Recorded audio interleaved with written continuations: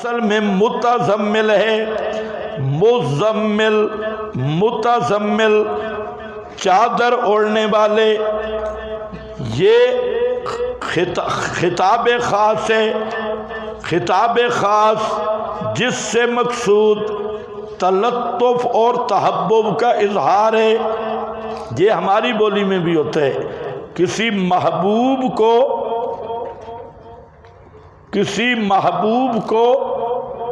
اس کی حالت خاصہ کے ساتھ خطاب کرنا، کسی محبوب کو اس کی حالت یا کسی معظم کو اس کی حالت خاص حالت کے ساتھ خطاب کرنا، یہ اس کی شرف عزت، شرف شان اور اس کے ساتھ معاملہ لطف و کرم ہوتا ہے۔ تو یہ ہمارے ماحول میں تو چونکہ ماحول ایسا ہے، اس لیے میں مثال یہاں نہیں دے سکتا، ورنہ یہ ہے کہ جس کے ساتھ محبت زیادہ ہو تو اس کی خاص حالت سے اس کو خطاب کیا جاتا ہے۔ جیسے حضرت فاطمہ حضرت علی لڑ پڑے، لڑائی ہو گئی جیسے گھر میں ہو جاتی ہے، تو حضرت علی حضرت فاطمہ سے ناراض ہو کے انہوں نے نکال دیا، جب خود نکلے اور یہ جا کے مسجد نبوی میں فرش کے اوپر سو گئے۔ تو فرش تو وہاں نیچے مٹی تھی، آپ والا فرش نہیں تھا، تو وہ مٹی پہ لیٹ گئے۔ نبی پاک علیہ السلام تشریف لائے، حضرت فاطمہ سے پوچھا کہ ابن امک، تیرا کزن کہاں ہے، پتریر؟ تو حضرت فاطمہ نے کہا جی تھوڑا سا ہماری چپ کلش ہو گئی۔ اور تو نبی پاک علیہ السلام مسجد میں گئے تو حضرت علی سوئے ہوئے تھے، مٹی پہ سوئے ہوئے تھے۔ تو آپ نے فرمایا قم یا ابا تراب، اٹھو مٹی والے، اٹھو مٹی والے۔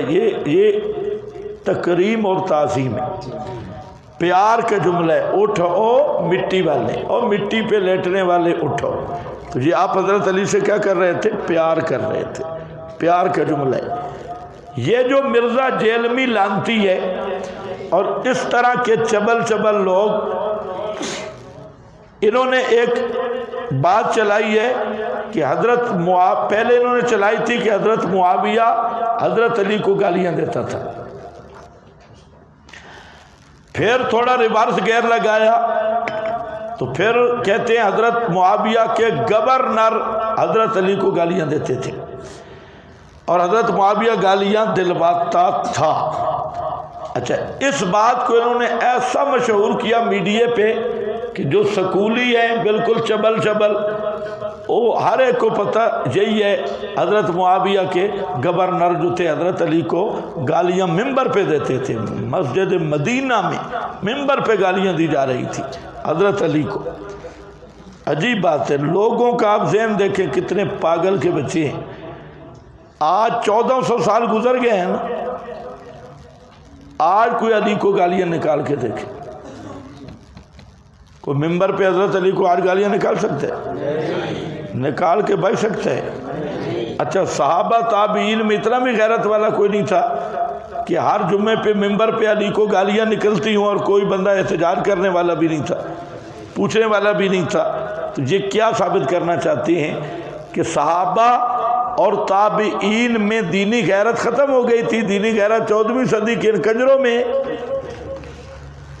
تو عقل کے بھی خلاف ہے، ممبروں پہ گالیاں دی جاتی تھی۔ پھر کمال تو یہ ہے کہ علی کو ممبروں پہ گالیاں دی جاتی تھی، حسن حسین سنتے رہتے تھے۔ میرے باپ کو کوئی ممبر پہ گالیاں دے اور میں وظیفے وصول کرتا رہوں تو پھر گالیاں دینے والے کا قصور ہے یا وظیفہ وصول کرنے والے کا قصور ہے؟ حضرت معاویہ اور اس کے گورنر گالیاں دے رہے ہیں اور حسنین کریمین ان سے وظیفے لے کے چپ کر کے بیٹھے ہیں، تو پھر تو معاویہ مجرم نہیں، حسنین زیادہ مجرم ہے۔ حسن حسین کے باپ کو گالیاں سنتے رہے۔ اللہ کرے تمہیں سمجھ آئے، مشکل مضمون ہے۔ تو یہ بالکل بکواس پہ مبنی۔ اچھا، اب مرزا کو میں نے چیلنج کیا تھا، وہ مجھے جواب نہیں دیتا، یہ پتہ نہیں کیا ہے، زندگی میں صرف مجھے جواب نہیں دیتا، ہر ایک مولوی کو دیتا ہے۔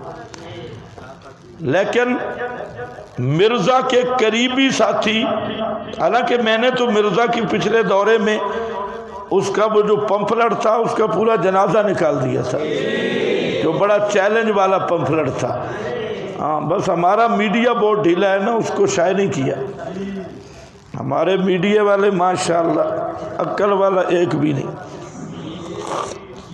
اللہ قلیل. یہ صرف کلپ وہ نکالیں گے کسی کو آگ لگانی ہے، یعنی شرارتی ذہن ہے، صرف وہی کلپ نکالیں گے، کسی کے خلاف کوئی جملہ آ گیا تو یہ اس کو ہائی لائٹ کریں گے. ہر چیز کے لیے عقل چاہیے. حالانکہ وہ گفتگو جو تھی مرزا کے پر، وہ بہت قیمتی گفتگو ہے پورے دلائل کے ساتھ، تو وہ براہ راست جواب نہیں دیتا، لیکن کلپوں میں اشارے میں بات وہ کر جاتا ہے. تو میں نے اسے چیلنج کیا تھا کہ ایک روایت پیش کر جس کے سارے راوی سنی ہوں اور حضرت معاویہ کا یہ گالی والا لین آپ ثابت کریں. اس نے مسلم کی ایک حدیث پڑھی، نام نہیں لیا میرا، تو اپنے لیکچر میں مسلم کی حدیث سنائی. اچھا، اس حدیث میں تو ایک شیعہ راوی تھا، وہ تو میں نے بتایا کہ شیعہ راوی ہے. تو اگلی بات اس کو جب کچھ نہیں بنا تو ایک اور حدیث پڑھی کہ ایک آدمی سعد بن ابی وقاص کے پاس آیا اور اس نے کہا کہ مدینہ کے فلاں آدمی نے حضرت معاویہ کو گالیاں دی ہے. تو سعد بن وقاص سے پوچھا کیا گالیاں دی ہے. اب اس نے آگے نہیں چھوڑ دیا، اگلی بات چھوڑ دی، اتنی بیان کی. آگے کیا ہے؟ سعد بن ابی وقاص نے پوچھا کیا گالیاں دی. کہتے وہ منبر پہ علی کو کہہ رہا تھا ابو تراب، یہ گالیاں تھی. تو سعد بن ابی وقاص ہنس پڑے، حضرت کہا بیٹا یہ گالیاں نہیں، یہ علی کی شان ہے. تجھے پتہ ہے کہ یہ لقب کس نے دیا تھا؟ یہ نبی پاک نے فرمایا تھا قم یا ابا تراب. تو اب یہ مرزا نے دلیل نکالی کہ معاویہ گالی دیتا تھا، حالانکہ وہ حضرت معاویہ کی بات ہی کوئی نہیں ہے، وہ کوئی گورنر تھا اور اس نے بھی گالیاں نہیں دی تھی. کیا کہا تھا؟ کہ حضرت علی کو ابو تراب کہا تھا. تو یہ ایسے چبل لوگ ہیں. تو اس لیے یاد رکھو کہ یہ ایک انداز محبت ہے. محبوب کو کسی حالت میں دیکھ کر اس حالت کو ملحوظ رکھ کے خطاب کرنا. اب یہاں حالت کیا ہے؟ تزمل. تزمل کا معنی کیا ہے؟ چادر اوڑھنے والے، چادر اوڑھنے والے.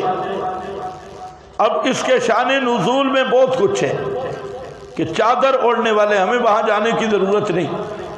چادر اوڑھنے والے خطاب نبی پاک علیہ السلام کو ہے، اور یہ خطاب تحبب اور تلطف پر مبنی ہے. فرمایا اے چادر اوڑھنے والے، چادر اوڑھنے کا وقت گیا، چادر اتار دے. پتہ نہیں تمہیں سمجھ بھی آئی کہ اے چادر اوڑھنے والے، چادر کرنے کا وقت گیا، اب چادر اتار. چادر اس وقت تک کرنی تھی، اوڑھنی تھی جب تک قرآن نہیں آیا تھا. اب قرآن آ گیا، دو کام کرنے ہیں. پہلے قرآن سمجھ، پھر قرآن سمجھا. سمجھے گا رات کو خود قرآن پہ تدبر کر، اور دن کو اٹھ قوم فانذر. اگلی صورت ہے قوم فانذر. تو سورہ مزمل کا مقصد ہے تفہیم القرآن، فہم القرآن. میرے پیغمبر، بھائی چادر سونے کے لیے کی جاتی ہے نا، چادر اوڑھنا. آدمی سو رہا ہے تو کمبل کر لیتا ہے چادر. فرمایا اے چادر اوڑھنے والے، اب چادر اوڑھنے کا وقت نہیں. اٹھ، چادر سائڈ پہ کر، قرآن آ گیا، قرآن سمجھ، اور اس قرآن کو پھر بیان کر. سمجھ گئے میری بات؟ یا ایھا المزمل متزمل قم اللیل الا قلیلا قم اللیل کھڑا ہو رات کو الا قلیلا مگر تھوڑا نصفہ نصف حصہ اس کا اب انقص منہ قلیلا اب انقص منہ یا کم کر اس نصف سے تھوڑا او زد علیہ یا بڑھا اس زد بڑھا دے اس نصف پر برتل القرآن ترتیلا برتل القرآن اور پڑھ جم جم کر قرآن رتل القرآن ترتیلا خاص ترتیل کے ساتھ انا سنلقی علیک قولا ثقیلا بے شک ہم ڈال رہے ہیں اوپر تیرے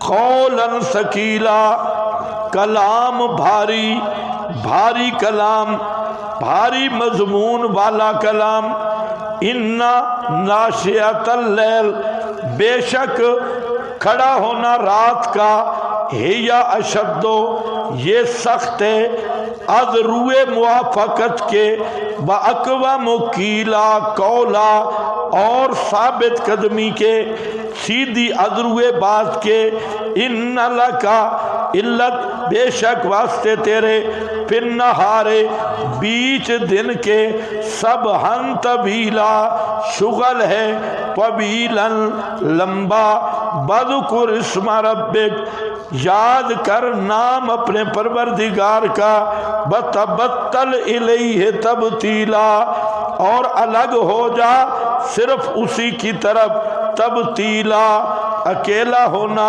رب المشرق اس لیے کہ وہ رب ہے مشرق کا بھی اور مغرب کا بھی لا الہ الا ہو نہیں کوئی پکارے سننے والا سوا اس کے فاتخذہ وکیلا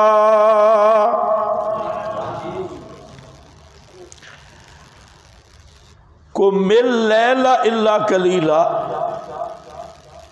توجہ ہے مختصر سی ایک بات سمجھو اس آیت پہ بڑے بڑے حضرات پھنسے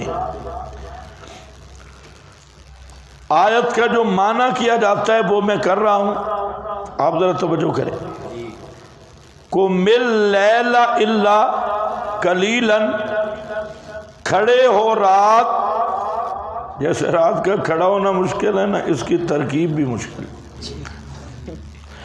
قم اللیل کھڑے ہو رات کو الا قلیلا کھڑے ہو رات کو مگر تھوڑا نصفہ یعنی نصف اب انقص یا اس نصف سے کم ثلث من ہو اس نصف سے قلیلاً تھوڑا او زد یا بڑھا نصف پر یعنی ثلثین سمجھ گئے اشکال کیا ہے اشکال یہ ہے کہ قلیلاً کس کو کہتے ہیں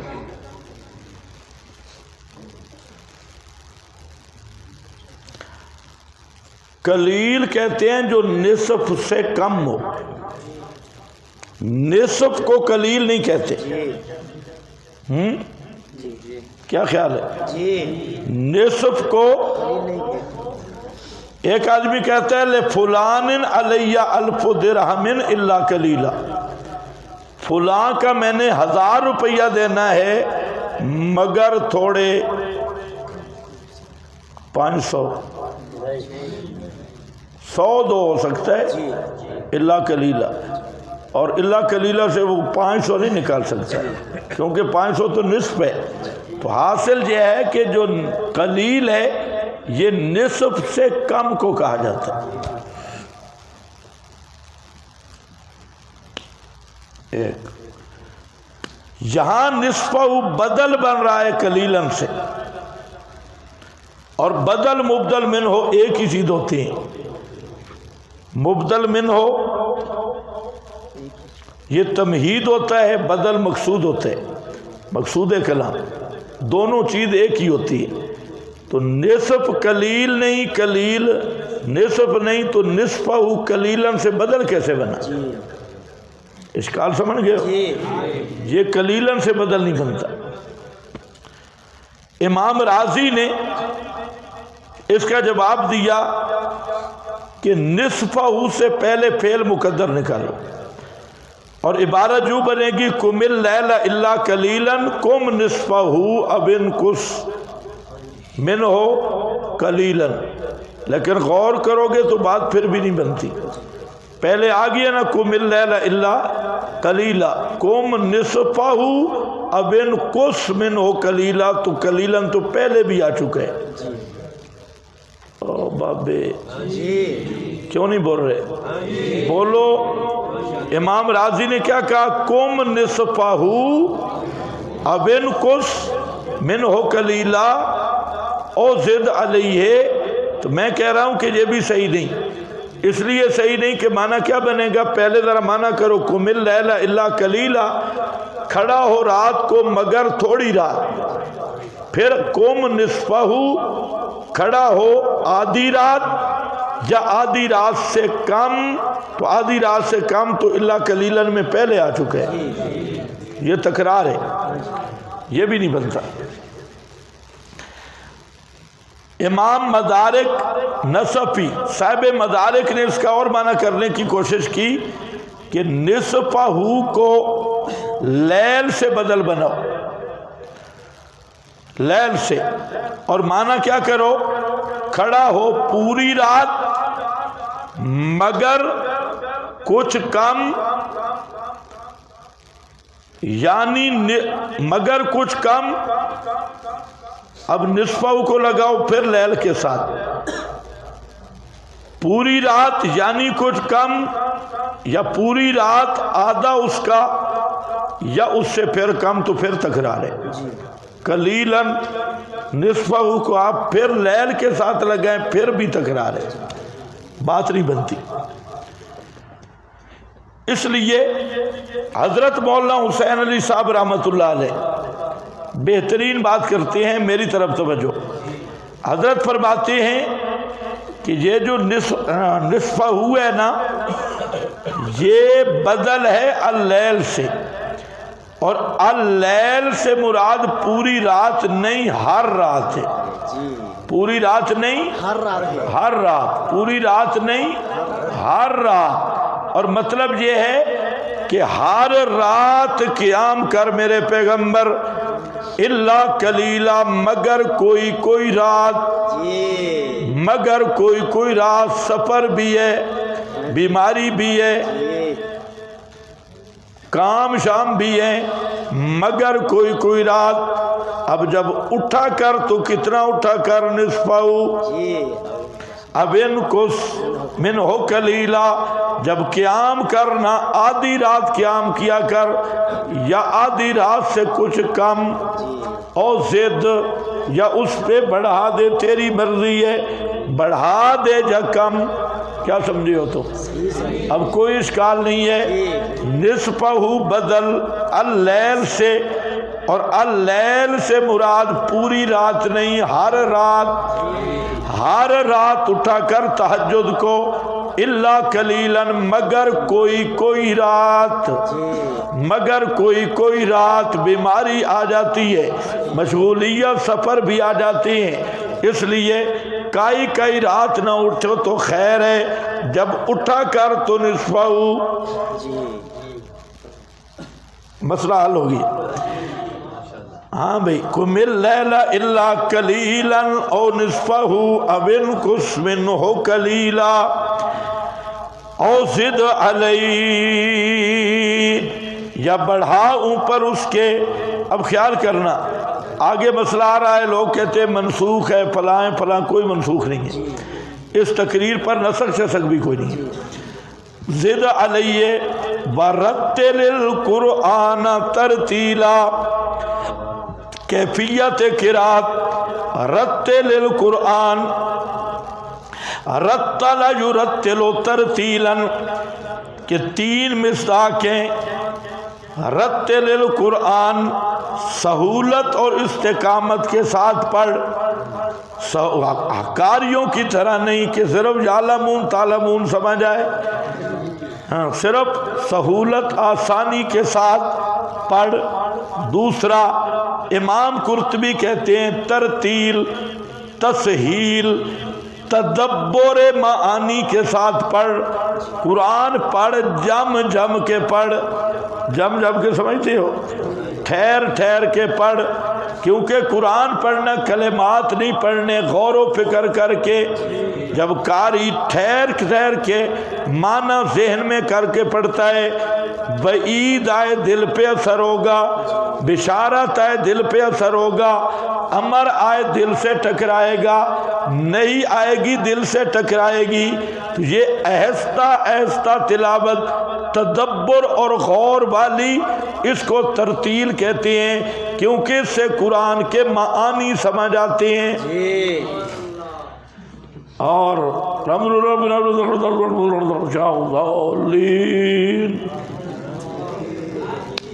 یہ کیا سمجھ آئے؟ کچھ بھی نہیں۔ تو رتل القرآن ترتیلا، ہاں اس کا معنی ہے تو پنجابی چ، ہاں رتل سونے جم جم کے پڑھ، ٹھہر ٹھہر کے پڑھ، ہاں ایک ایک جملہ کر کے پڑھ قرآن۔ رتل القرآن ترتیلا انا سنلقی علیک، پہلی علت رات کو اٹھ میرے پیغمبر، آگے وجوہات بیان ہو رہی ہے، رات کو قرآن پڑھ جم جم کے، ٹھہر ٹھہر کے، تاکہ قرآن تیرے دل میں پکا ہو جائے، اس کے مفاہیم معانی خود پکے ہو جائیں۔ انا سنلقی، بے شک ہم ڈال رہے ہیں اوپر تیرے، قولا ثقیلا، کلام بھاری، بات بھاری، کس اعتبار سے بھاری؟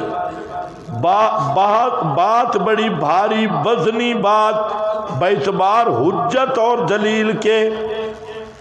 حدیث میں ہے ترکت فیکم الثقلین، تمہارے اندر دو بھاری چیزیں چھوڑ کے جا رہا ہوں، کتاب اللہ و سنتی۔ کتاب اللہ کا کتنا وزن ہے؟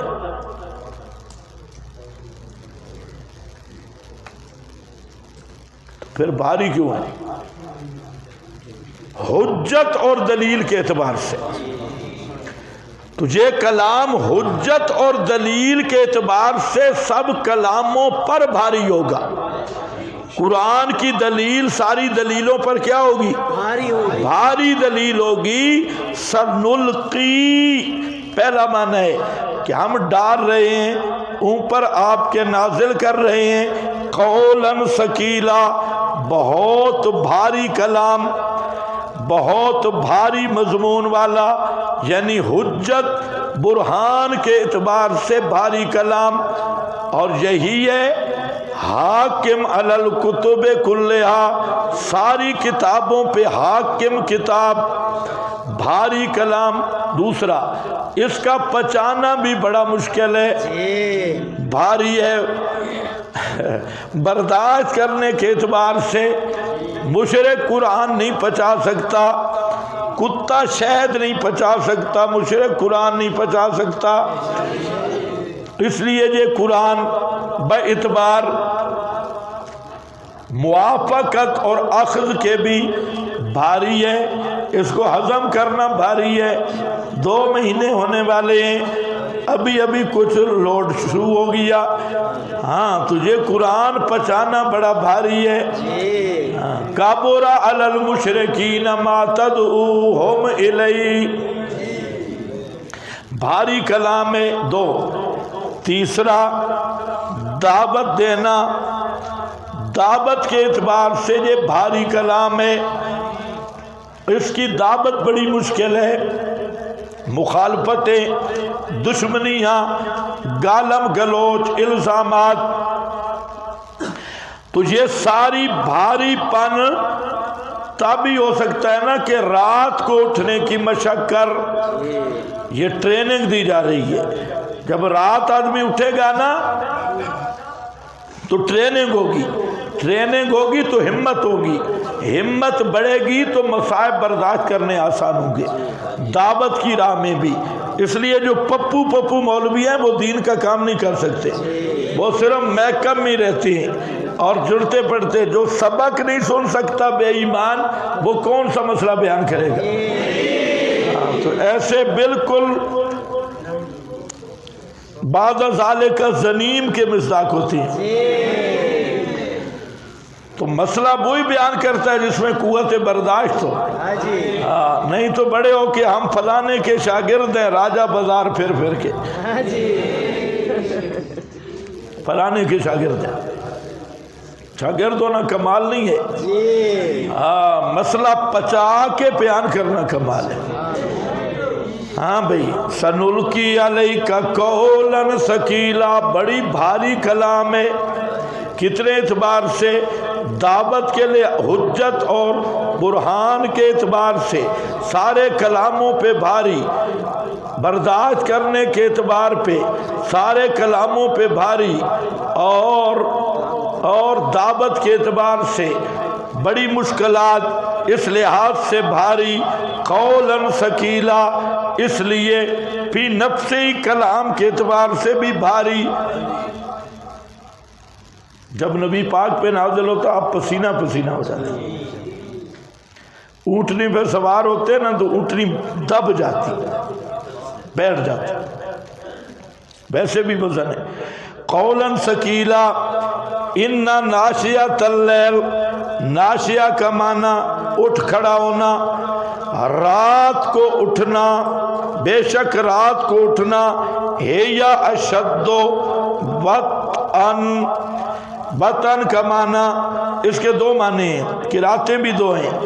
ایک معنی ہے پچھاڑ دینا، روند دینا، کچل دینا، کہ بے شک یہ زیادہ ہے از روئے روندنے کے، از روئے کچلنے کے، یعنی نفس کو قابو رکھنے کے لیے، خواہش پر قابو ڈالنے کے لیے رات کا اٹھنا بڑا بہترین چیز ہے، اشد ہے. اگر اپنے آپ کو قابو کرنا ہے اور اپنے نفس کو پر قابو پانا ہے تو رات کا اٹھنا اشد ہے، اس معاملہ میں سخت ہے، تو کچل دینا. تو جو آج رات کو اٹھنا اس لیے مشکل ہے، نیند آ رہی ہوتی ہے. اور صوفی صاحب آپ بھی سو رہے ہیں، نیند چھوڑ کے، گرم بستر چھوڑ کے، ٹھنڈے پانی سے وضو کر کے کھڑا ہونا یہ آسان ہے. لیکن فرمایا یہ ہے ٹریننگ، یہ ٹریننگ کر، نفس کے خلاف مجاہدہ کر. ہاں یہ ہوتا ہے اصلی تزکیہ جو زکی ہے. جو قرآن والا تزکیہ ہے وہ یہ ہے، اٹھ میرے پیغمبر، رات کو اٹھ. رات کے اٹھنے کا فائدہ یہ ہے اشد، یہ زیادہ سخت ہے. اور دوسرا وطن کا معنی موافقت دل باقوام قیلا، اور سیدھی ازروئے بات کے. دوسرا معنی یہ ہے کہ جب رات کو اٹھے گا، ٹھہر ٹھہر کے قرآن پڑھے گا، تنہائی میں پڑھے گا، تو جو زبان پہ ہوگا وہ دل میں اترے گا. جو زبان پہ تلاوت جاری ہوگی، تدبر معانی دل میں اترے گا. تو قرآن سمجھنے کا یہ ذریعہ ہے کہ قرآن پڑھ اور اس کو پھر سمجھ. تو معلوم ہوتا ہے تدبر اور فہم قرآن کا ایک ذریعہ رات کو تہجد میں پڑھنا بھی ہے. لیکن ٹھہر ٹھہر کے پڑھے تو معارف کھلیں گے، معانی اور تدبر کھلے گا. میں حیران ہوں رمضانی حافظ، بھئی حافظ تم بنے کیوں ہو؟ حافظ تو بنے تھے کہ قرآن کو تہجد میں پڑھیں گے، اس لیے اوت روجا علی القرآن، اور قرآن حافظو تہجد پڑھی کرو. تو پورا سال حافظ کو تہجد میں جم جم کے قرآن پڑھنا چاہیے، ورنہ قرآن حافظ کرنے کا کیا فائدہ؟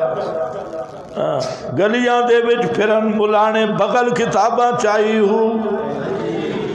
اس نے بہو سلطان تمہارے حفظ کا اشر نشر کی ہے، گلیاں دے وچ پھرن ملانے بغل کتاباں چاہی ہو، جتے ویکھن چنگا چوکھا اتے پڑھن کلام سوائی ہو، جتے ویکھن چنگا چوکھا حلوہ بٹیرے، جتے ویکھن چنگا چوکھا حلوہ چاول زردہ پھلا اتے پڑھن کلام سوائی ہو۔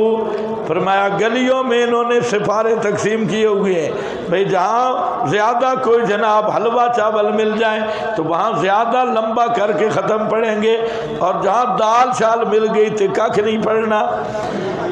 تو یہ بے ایمانوں نے کاروبار بنایا، خاتمی شیطانوں نے۔ محرم کے الگ ختم، حافظ بریلوی تو حافظ بنتے دولت لوٹنے کے لیے۔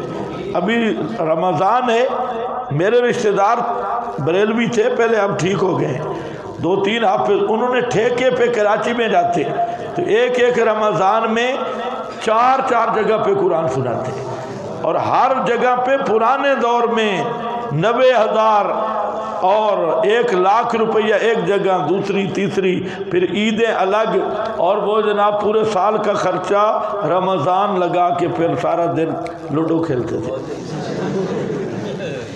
تاش اور لوڈو، سیزن لگی ہے۔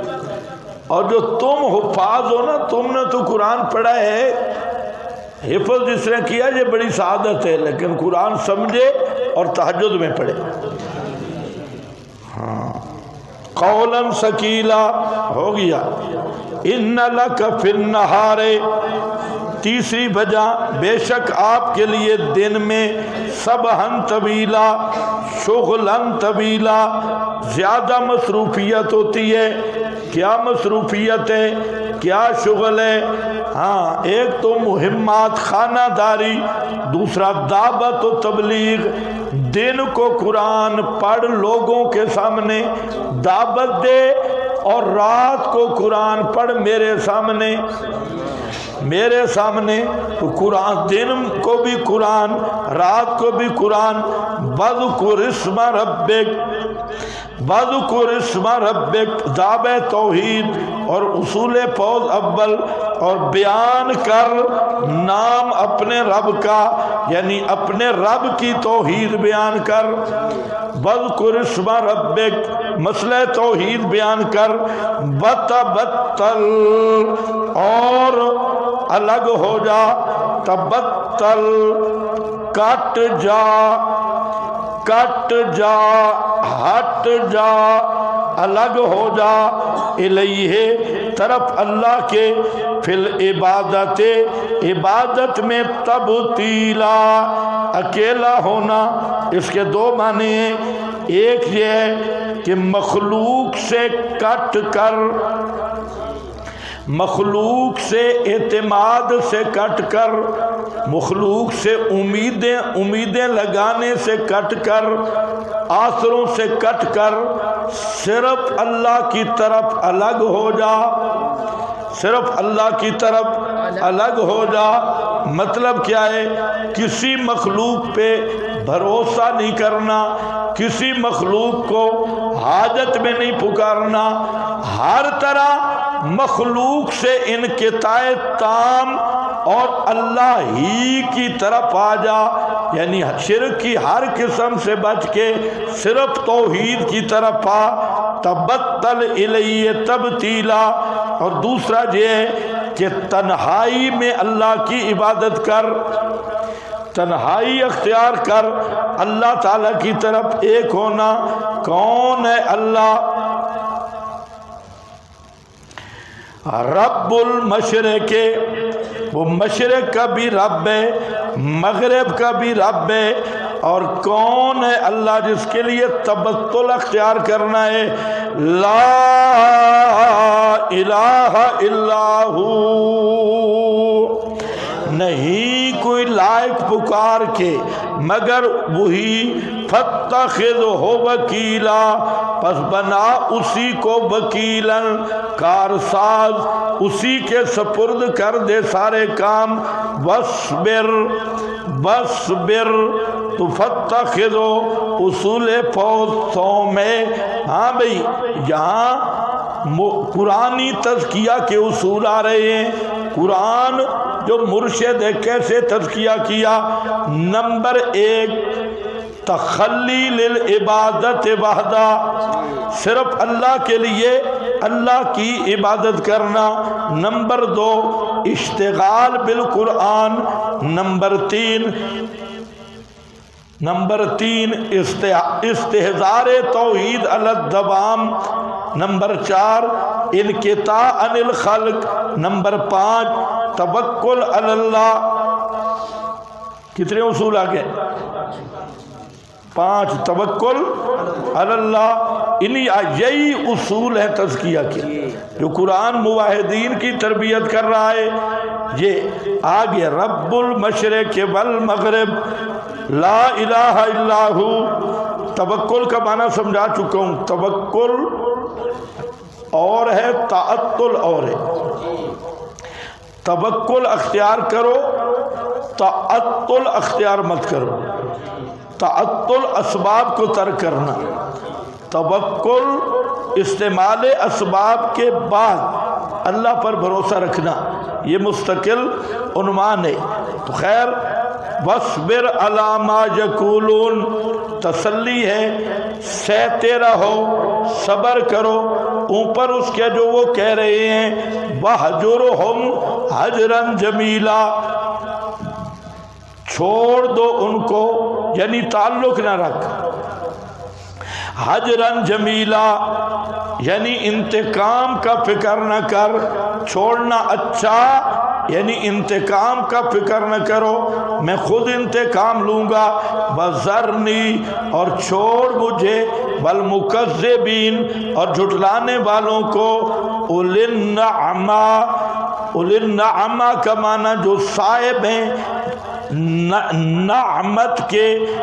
نعمت کس کو کہتے ہیں؟ تنعم، عیش اور عشرت، مال اور اولاد. تو ایک نعمت ہے، ایک نعمہ. تو نعمہ کس کو کہتے ہیں؟ عیش و عشرت. اور تنعم مال اولاد کی بہتات.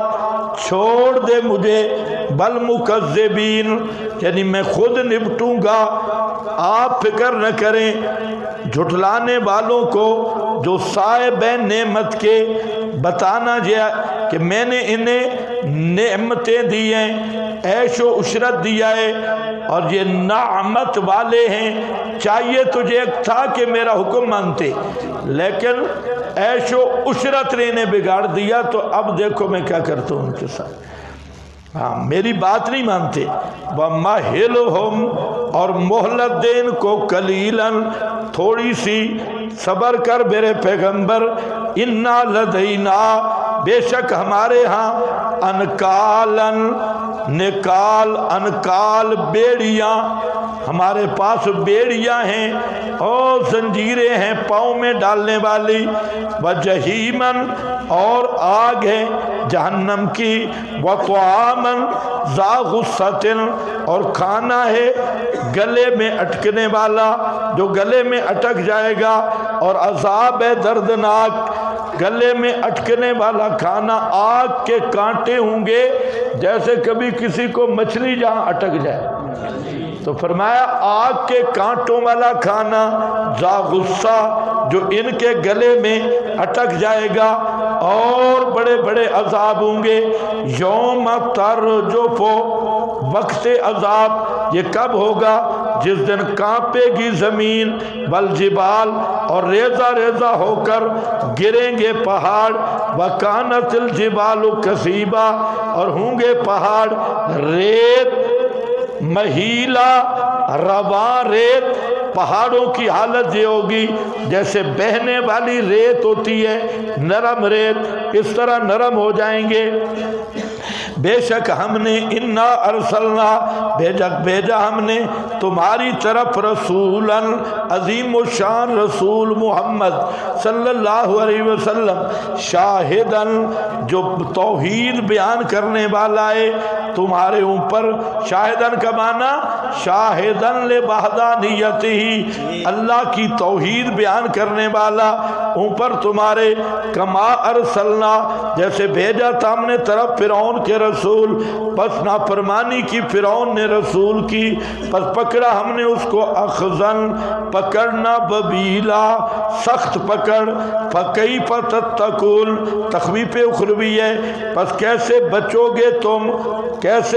گے تم یومن کے ساتھ لگ رہا ہے یومن اس دن سے. کیسے بچو گے تم اس دن سے جو دن کر دے گا البلدان چھوٹے بچوں کو شیبا بوڑھا ان کفرتم. اب یہ درمیان میں جملہ ہے فکیف تتقون تخویف اخروی ہے کیسے بچو گے تم ان کفرتم اگر تم نے کفر کر دیا اس رسول محمد کی بات نہ مانی. کیسے بچو گے اس دن سے شدت یوم یجعل البلدان جو کر دے گا وہ دن بوجہ غایت اشتداد و امتداد کے. سخت بہت ہوگا لمبا بھی بہت ہوگا کر دے گا بچوں کو بوڑھا.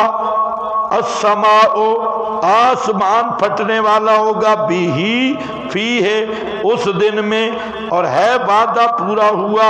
ان ہذی تذکرہ بے شک یہ مذکور یہ نصیحت ہے. فمن شاء بس وہ انسان جو چاہے بنا لے اپنے رب کی طرف سبیلا راستہ.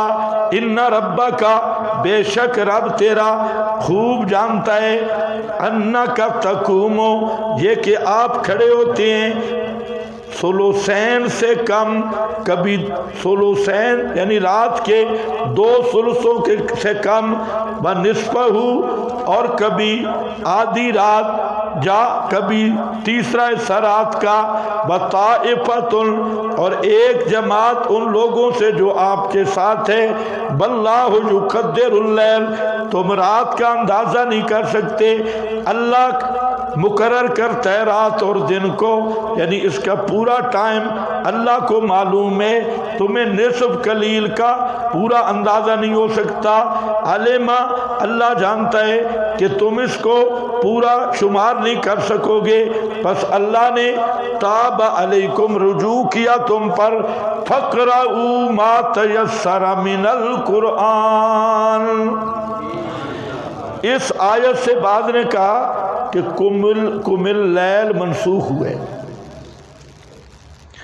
اور انہوں نے یہ تقریر کی کہ معراج سے پہلے تہجد فرض تھا اور معراج پہ 5 نمازیں فرض ہوئیں تو تہجد کی فرضیت منسوخ ہوگی. اس لیے فتابہ اور فرض بھی کیسے تھا آدھی رات تہجد پڑھنا.